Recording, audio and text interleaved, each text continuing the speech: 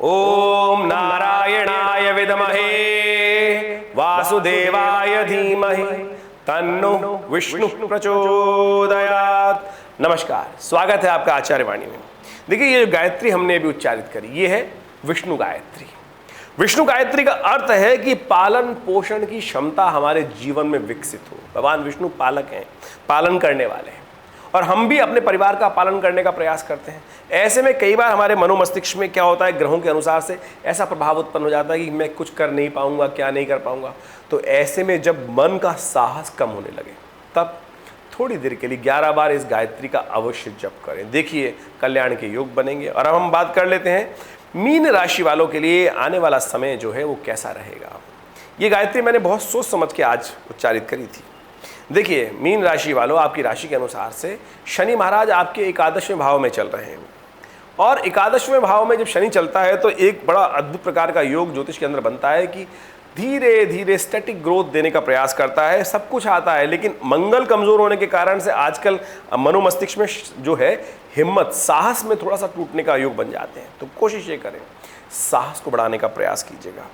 आपके ग्रह योग जो हैं बहुत अनुकूल हैं, लाभ की स्थिति प्रशस्त है, घूमने फिरने का कार्यक्रम बन सकता है, और कई प्रकार के योग अच्छे बनते दिखाई दे रहे हैं, और उन सबका आपको लाभ लेने का प्रयास करना चाहिए। ओवरऑल यदि देखा जाए तो ये 10 दिन खास तौर पर आपके लिए अच्छे रहेंगे, लेकिन कुछ खास बात का ध्यान रखने की ज़रूरत है। कुछ दिनों में आपके लिए कुछ खास दिन जो रहेंगे तो वो आपको बताएंगे हम, उनमें स्वास्थ्य का भी ध्यान रखने की ज़रूरत, क्योंकि देखिए ऋतु परिवर्तन की तरफ जा रही है, ग्रीष्म ऋतु बढ़ रही है। ऐसे में शनि चंद्रमा जो सूर्य जो हैं वो भी रोहिणी से आगे जा और नक्षत्र का यात्रा कर रहे हैं, और ऐसे में ग्रीष्म ऋतु अपनी भयावह स्वरूप में है, मौसम परिवर्तन की तरफ जा रहा है। क्या कुछ होगा आपके साथ 1 से लेकर 10 तारीख के बीच में जान लीजिए। सबसे पहले बात कर लेते हैं 1 तारीख की।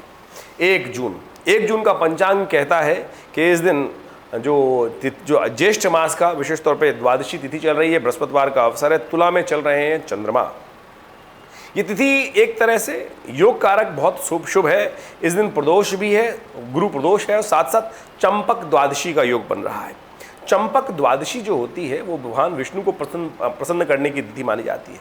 हमने गायत्री भी आज उन मंत्र से की थी।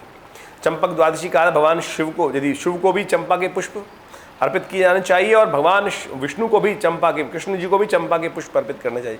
इन दिनों चंपा के पुष्प बड़े सुंदर तरीके से खिल रहे होते हैं।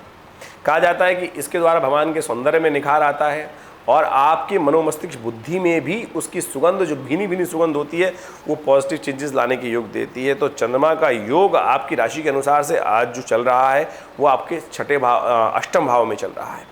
वैसे तो बृहस्पति के साथ गजकेसरी योग बना रहा है, घूमने फिरने में और फालतू कामों में बहुत ज़्यादा धन खर्च होने के योग बन सकते हैं, लेकिन आगमन की स्थिति भी बनती दिखाई दे रही है। तो यानी दोनों स्थिति ठीक है, इसलिए लीकेज को बंद करें, बेकार के खर्चों को कम करें, तभी आपके लिए अनुकूल रहेगा समय। उपाय, भगवान शिव का ध्यान, गुरु प्रदोष है तो इससे बढ़िया क्या हो सकता है। इसलिए ब्राह्मणों के द्वारा उनको दान करें, और उनके द्वारा भगवान का अभिषेक कराएं, रुद्राभिषेक कराएं, नमक चमक से कराएं, साधारण पाठ कराएं, और दूध से भगवान का अभिषेक करें। केसर युक्त दूध से करना सबसे शुभ रहेगा। 2 तारीख की हम बात कर लेते हैं, 2 जून की। तो उस दिन त्रयोदशी तिथि है, और साथ साथ शुक्रवार का अवसर है, और ज्येष्ठ का महीना चल ही रहा है, और इस दिन वट सावित्री व्रत आरंभ होता है। देखिए, स्वास्थ्य का ध्यान रखना सबसे पहले सबसे आवश्यक है। चंद्रमा थोड़े स्वास्थ्य के लिए आज कमज़ोर हैं, तो ऐसे में थोड़ा ध्यान रखते हुए काम करें। और साथ में वट सावित्री व्रत भी है आरंभ होने के लिए, तो वट वृक्ष के नीचे जाकर थोड़ा सा पुष्प, थोड़े काले तिल, एक दिया वहाँ प्रज्वलित करें, और फिर भगवान यमराज जी का ध्यान करते हुए उनका पूजन करें, महामृत्युंजय मंत्र का जप करें। ये बहुत शुभ रहेगा। और कहा जाता है कि इस शुभ व्रत का जो व्रत इत्यादि उत्सव आते हैं, मनोमस्तिष्क से एकाग्रचित होकर इनका लाभ लेना चाहिए।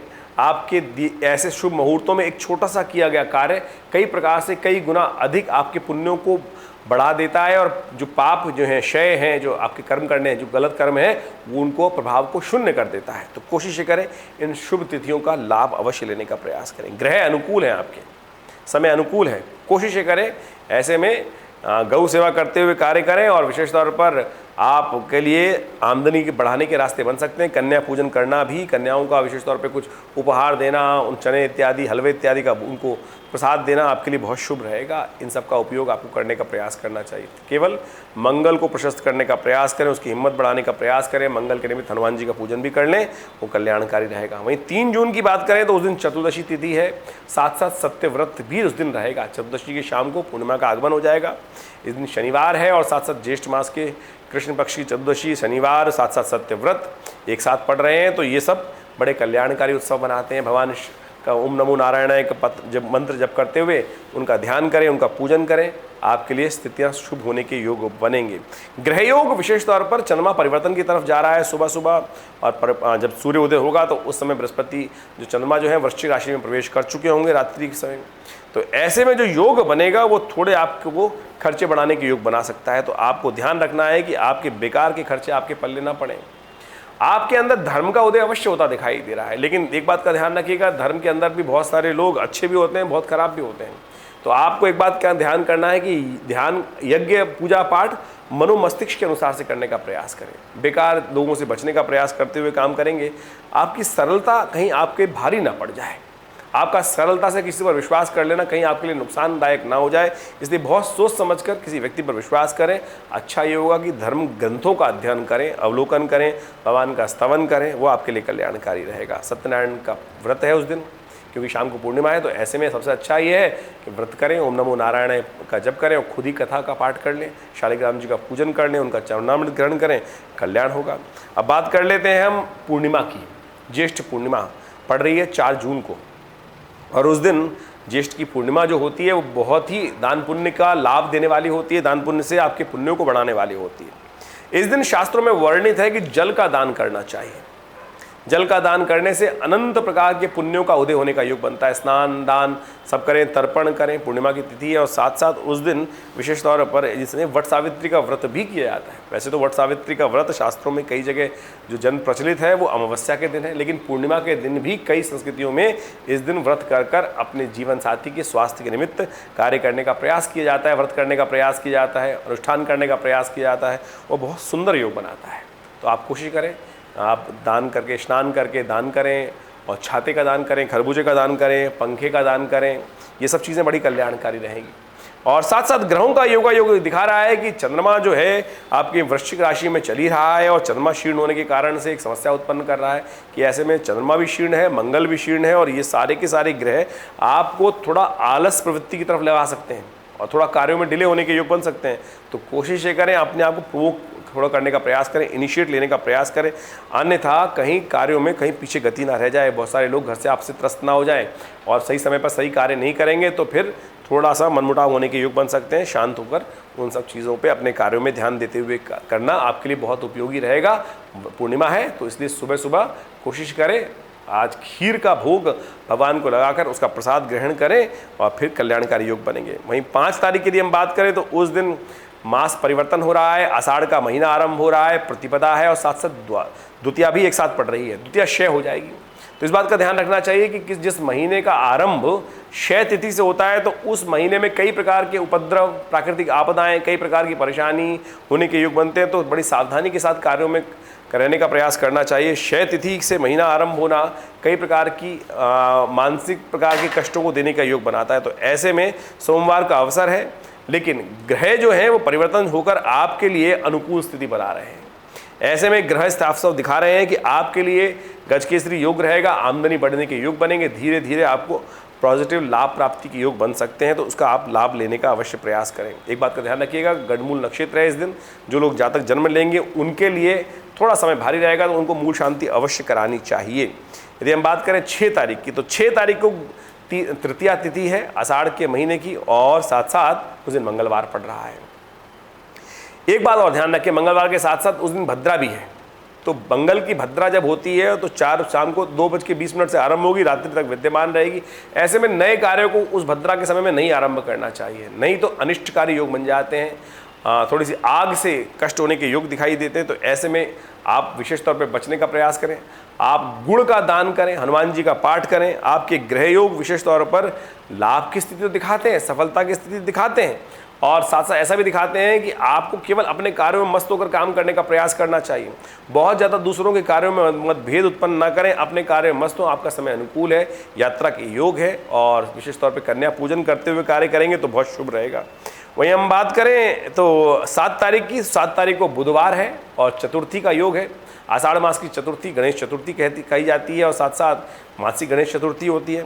उस दिन बुधवार का योग पड़ गया है, तो विशेष गणेश जी को प्रसन्न करने का बहुत शुभ दिन बन गया है। तो समस्त विघ्नों को दूर करने के लिए भगवान गणेश की गायत्री से उनका पूजन करें, उनको दूर्वा अर्पित करें, पंचोपचार पूजन करने के उपरांत उनका मोदकों से उनका भोजन करें, धूप बत्ती से आरती करें उनकी। और साथ साथ उस दिन बुध भी परिवर्तन की तरफ जा रहे हैं, बुध आदित्य योग बनेगा, और बुध आदित्य योग विशेष तौर पर आपके लिए बड़ा अच्छा रहेगा। ऐसे में भगवान शिव का ध्यान करें और दिन का आरंभ करें। भगवान गणेश का आशीर्वाद लेकर भगवान शिव का ध्यान करते हुए समस्त कार्यों को करना आपके लिए बहुत शुभ रहेगा। इन सब चीज़ों को करते हुए कार्य करना चाहिए। आपकी व्यावसायिक बुद्धि के द्वारा कुछ लाभ होने के योग बनते दिखाई दे रहे हैं, लेकिन एक बात का ध्यान रखना चाहिए आपको, अपने आगे आने वाले समय में प्लानिंग ऐसी करें कि जिसमें खर्चे कम हों। यदि हम बात करें 8 तारीख की, हम बात करें तो 8 तारीख को ग्रहों का योगायोग जो बन रहा है विशेष तौर पर वो ऐसा बन रहा है कि आपके लिए पंचमी तिथि है और आषाढ़ का महीना है, बृहस्पतिवार का अवसर है।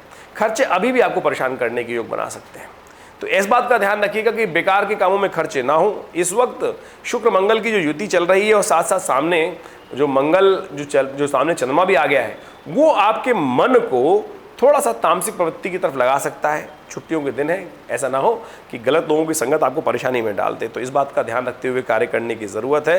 तो आपको विशेष तौर पर समस्त कार्य करते वक्त अपने मनोमस्तिष्क को धर्म की तरफ लगाने का प्रयास करना है। जो अधर्मयुक्त कार्य हैं उनसे बचें, गलत संगत से बचने का प्रयास करें।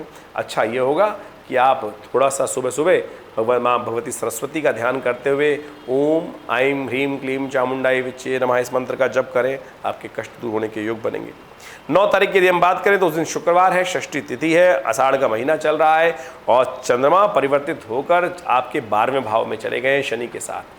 ये अन्य से जुर्माने कराने के योग बना सकते हैं। स्वास्थ्य का ध्यान रखते हुए आपको काम करने की ज़रूरत है, नहीं तो स्वास्थ्य पर समय भारी पड़ सकता है। बेकार के खर्चे आपके जिम्मे पड़ सकते हैं। गाड़ी वाड़ी बहुत सावधानी के साथ चलाएं, नियम पालन करें, रेड लाइट जंप ना करें, इस बात का भी ध्यान रखें। अब चलते हुए मोबाइल फ़ोन पे बात ना करें। आजकल मन बहुत ज़्यादा ऐसा भागा रहता है और कहीं ना कहीं हल्की सी गलती कहीं भारी पड़ सकती है। इन सब बातों का ध्यान रखते हुए कार्य करना है। बहुत जल्दी बहुत सारे कार्य करने का प्रयास करेंगे, सब धीरे धीरे होता है, इस बात का ध्यान रखते हुए कार्य करें। देखिए शुक्रवार का अवसर है, सुबह सुबह गाय के निमित्त एक रोटी डालें, गाय का आशीर्वाद लें और समस्त ग्रहों को अपने अनुकूल करें। 10 तारीख की ग्रह गणना साफ साफ दिखा रही है कि उस दिन शनिवार है, सप्तमी तिथि है और आषाढ़ मास की कृष्ण पक्ष की सप्तमी तिथि। कालरात्रि का विशेष तौर पर कालरात्रि का व्रत करने का शास्त्र में नियम है। माँ भगवती काली को प्रसन्न करने की रात्रि है ये। ऐसे में विशेष तौर पर यदि भगवान शंकर के मंदिर में जाकर उनका शहद के द्वारा अभिषेक करें तो कहा जाता है कि आपके जीवन में लाभ के योग बन सकते हैं और ग्रहों को अनुकूल करने की स्थिति प्राप्त हो सकती है। और साथ साथ जो शत्रु आपको परेशान करने के योग बना रहे हैं उन पर भी आपकी स्थिति अच्छी हो सकती है। इस वक्त अननेसेसरी खर्चे, अननेसेसरी के लोग आपको परेशान करने के लिए कुछ ना कुछ नए नए शुगुफ्ते छोड़ते रहेंगे। तो कोशिश ये करें अपने काम में मस्त रहें और बेकार के कामों से बचते हुए कार्य करना आपके लिए बहुत ज़रूरी है। ऐसा हमने कहा कि महाकाली का पूजन करें। महाकाली के निमित्त भगवान शिव का ध्यान करते हुए उनका शहद से अभिषेक करना बहुत सुंदर उपाय बताया है। इसको करिए, कल्याण होगा, कष्ट कम होंगे। धन्यवाद।